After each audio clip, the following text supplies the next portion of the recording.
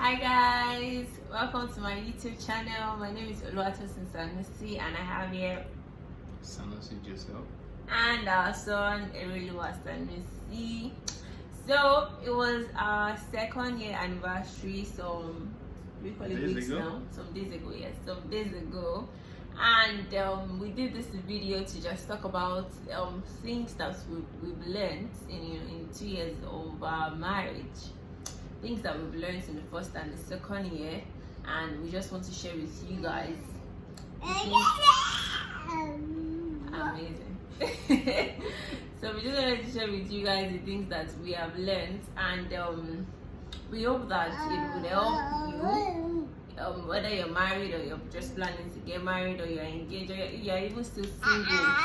It would resonate and it would help you, and for your future relationship. So maybe we start. Okay, it's so good to be here once again. Okay, so we'll be talking about things that we've learned over the years, but we are not going to be limiting it to just certain things. We've learned lots of things, but we'll just be picking a few points that we feel we really need to share. Okay, for me, I would be saying that the most important thing I've learned would be communication. That is, the truth is, in any relationship, either you're dating, in business, in corporate settings, you can't overemphasize communication, because everything that rises and falls, as much as it falls on leadership, it also falls on communication. When you rise, it depends on how you communicate. When you fall, it also depends on how you communicate. And the truth is, you can't over communicate. You can't do it too much, you understand? Because the more you do it and learn how to do it the right way, you get a better result. So I think that's one thing for me. You don't assume. Assumption is a killer of communication, because I realize that many times you are tempted to assume, and one of the reasons why we assume is actually we believe in this hidden mindset that, oh, I know what he's thinking, oh, I know you better than you think. But the truth is, mind readers. we actually react to things in different ways. So you can't say because of your own experience you judge your partner to have acted in a certain way without communicating to truly know what's wrong. So, but the moment you understand that you shouldn't assume and communicate, I think you're getting closer to a better marriage. So I think you can show us. Okay, so for me, the one thing that I've learned out of so many other things is to do things together. And this has really worked and really helped us to, build intimacy and bond. We do lots of things together. So if you're intentional about doing things together, you're intentional about praying together, you're intentional about eating together, it depends on how your own setting works. But it's beautiful also when you eat together, plan things together, even things that have to do with your own business or your job, discussing it with your partner and then planning things together, advising each other, embarking on projects together. It just gives you that sense of belongingness, right? Like, I belong to this team rather. Very true. This is my team, and by doing things together, we are bringing our collaborative efforts together to teamwork. Exactly, teamwork. So for me, that's one thing that I've learned, and that's one thing that I love about our marriage. We do lots of things together.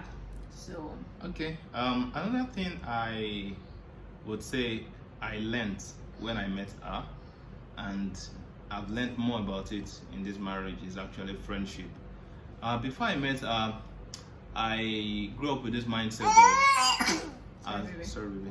I grew up with this mindset of as a man, you have to be the boss of your home, you have to be the head, and you have to make decisions. Fine, I knew you have to make decisions with your spouse, but I saw it as a role of, okay, when I was growing, my dad would be in the living room reading the paper. I was a career person, so my mom would be cooking, dad would be reading newspaper, understand that kind of thing.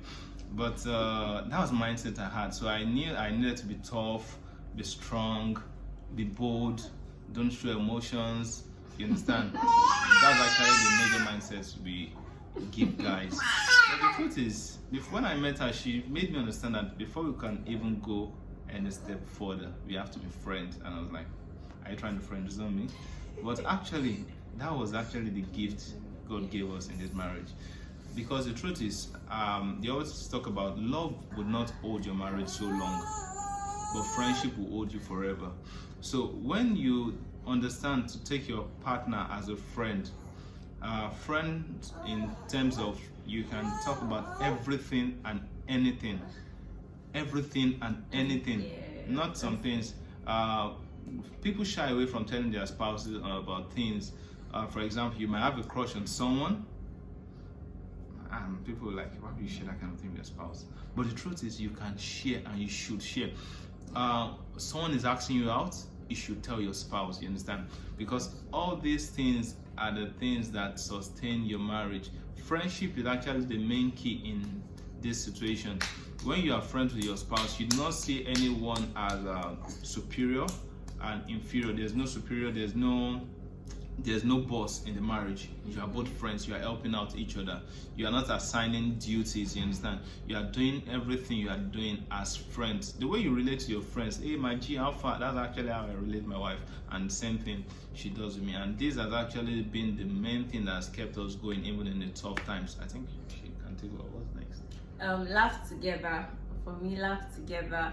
It's so important that you laugh together, laugh at each other, and laugh together. She does that a lot. Oh wow. So yes, for real, I think it eases tension. You know, when you learn to laugh together, I really think that it eases tension. You know, there's just that comfortable atmosphere, right, in your house. You can say things to each other, you can laugh, you know. There is nothing stupid, in quotes, you know, to say. There is, you know, that flaw to air your opinions, no matter how stupid, in quotes, they might sound or they may sound. So it's important to laugh together. I laugh at my husband a lot when he does some things or says something. And I actually make her laugh a lot. I do lots of hilarious funny things, and you know, it just helps to ease tension. Like sometimes you might be having a really stressful day, and then I'll say something that will make him laugh, or you say something that will make me laugh, and I'll just be like, oh, I beg, leave me. And then, but it has eased the tension I was feeling, or he was feeling. So it's very good to laugh together. Laugh at, if you see funny videos on Instagram, send to your partner, even if they are not social media people like my husband. You know, sometimes I still save it, and then when he comes home, I'll show it to him, and then we can laugh together and all of that. Or I'll go back to look for it when he gets back, and you know, I'll show him, and you know, we'll laugh about it together and all of that. So okay, I think I would like to talk about humility and service. There's this belief that you try to be proud and you try to just hold your ego. But the truth is, if you actually want a good marriage, you should learn to understand what humility means. You understand? Then service. Even the scripture talks about the leader is the servant among you. That is, whoever will be the first will be the serve. You understand? The last. So you can't expect to have a good home if you're not having a mindset to serve. Yeah. You must be willing to give in your all without expecting anything in return. The moment you start thinking of, okay, I'm doing this, what is he or what is she giving back? Then it's no more service. That's actually a trade. It's a trade by barter. You're expecting, okay, I give A, you give B. Okay, I'm giving A, B, C. You've not given D, E, F. Okay, I'm holding back. But the truth is, you have to give selflessly. You have to give without being selfish. You have to give your all, just as Christ. That's why the Bible describes a marriage to be like Christ loved the church. So when Christ loved the church, he wasn't expecting anything in return. He gave all, and we're expected to also give our all to have the best of marriage. Okay. So for me, we had to attend to our son. By the way, he wanted to sleep. So anyway, the next thing for me will be to forgive quickly.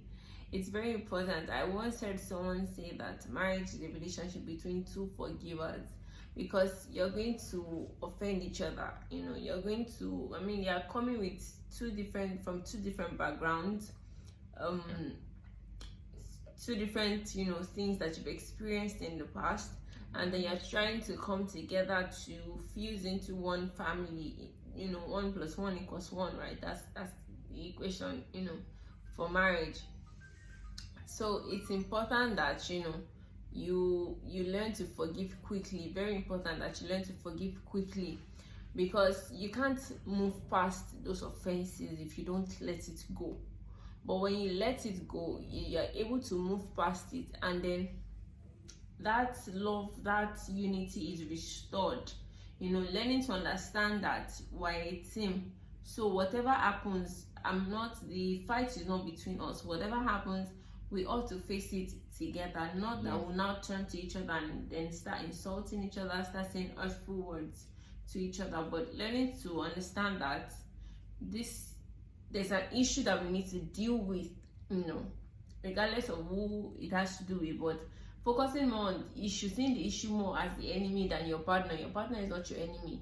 You and your partner are on the same team. So whatever issue that is trying to come up to cause separation or conflict or whatever between you and your spouse, is what both of you should both tackle together until you get to the bottom of it. So very, very important that you learn to forgive quickly. And I know that yes, for some people it might not be easy, in the sense that you might feel like you won't understand because of what this person has done to me, or you won't understand, I gave him my all, blah blah blah, so many things. It could be anything. I might not be able to understand it, but I just want to let you know that, see, regardless of, not to also say that your feelings are not valid. Your feelings are valid. How you feel hurt, is valid.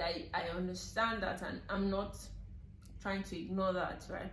But what I just want to say is, in the long run, right, what is best for you now, even most importantly, before the marriage, what is best for you is to forgive. Let it go. When you feel like it's difficult, ask God to help you. Ask God to help you to forgive. And sometimes forgiveness starts by saying it. You might not necessarily feel it yet, but whenever that memory comes up, and you just keep saying, I forgive this person, I forgive this person. Before you realize it, you just say that. Over time, your heart towards that person is just not the way it used to be. You are learning to let go of things. I'm not saying that it might be automatic every time. Sometimes it takes that gradual process and the intentionality. So yeah, forgive easily. Over to you, babe. All right. The last thing I would like to say on this session would be family first. Okay, for me, I picked up this as a legacy that I want to leave for my family in everything I do, because as a man, as a woman, a career person, entrepreneur, we tend to get to the stage where we might underrate the importance of family, and we begin to give more attention to business. Fine, we want to grow our businesses, we want to make money, we want to make impact, but the truth is, at the end of the day, it all boils down to your family. The way you treat your family at the early stage of your life will actually find its way of coming back to you. So if you're the type that hardly have time for your children, a time is going to come that it's just going to, I won't want to say it's karma, but they'll just also get to that stage because you didn't build that bond with them. So as a man, as a woman, I think it's important you build that bond with your family, to build a bond with your spouse, your children, create that family time. Let them know that you value them more than every other thing.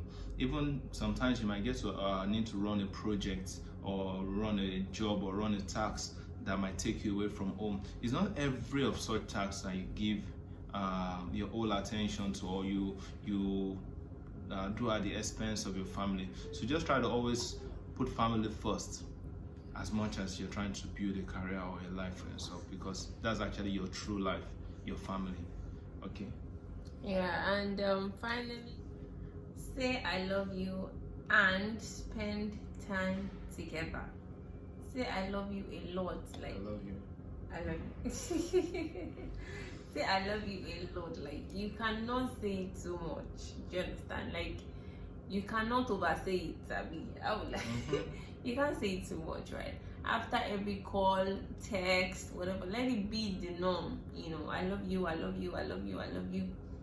Everywhere, out of the blues, not because they've done anything. Don't say I love you to. So it can never be too much. As much as you can say I love you a lot, you know, out of the blues. Don't say I love you and then your partner is like, what do you want? Did I do anything? You know, because it's something strange, right? But when you say it a lot, it doesn't sound new to them, you know.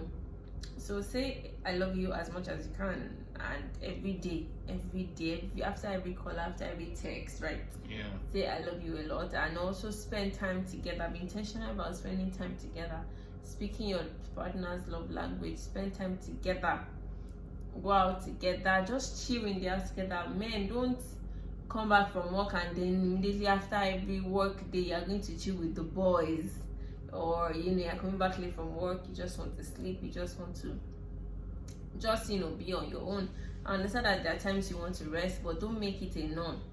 Let your family see that you're intentional about spending time with them, that days that you can't, they absolutely understand and they're not insensitive to that, to you, you know, in that period. So spend time with your family, spend time with your wife. Women, spend time with your husbands. I know that we can have lots of things to do as women, you know, you want to do so many things, but also add spending time with your husband and your children and your family.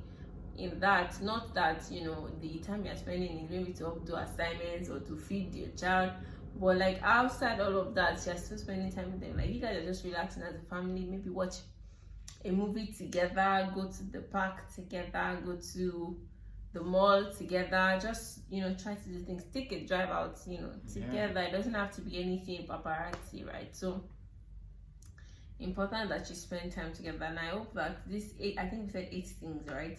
Yeah. So I hope that with these eight things you'll be able to build a best marriage. Absolutely. Thank you. And build your own experience. Yes, absolutely. So thank you so much for sticking with us on this video. We had so many stops because of this boy, but thankfully we're done with the video now. So thank you so much, guys, and take care of yourself.